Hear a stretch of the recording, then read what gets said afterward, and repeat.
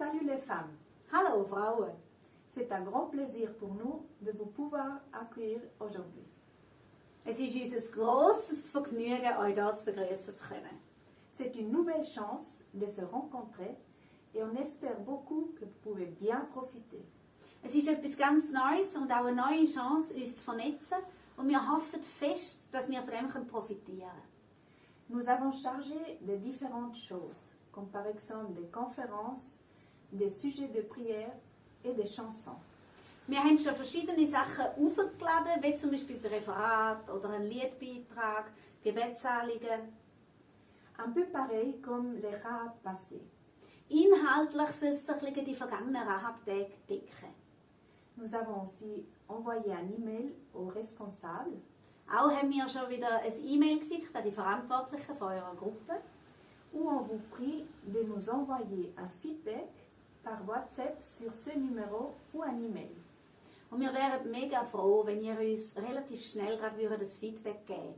Entweder via WhatsApp, auf die Nummer oder durch ein E-Mail.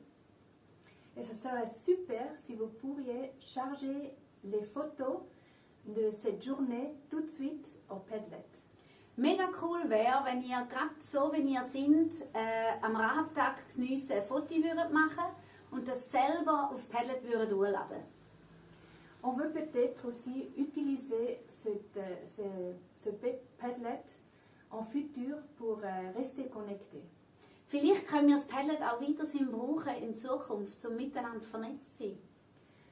Par exemple, pour partager des sujets de prière, pour partager les miracles que Dieu fait pour toute la Suisse et pour les femmes dans la prostitution.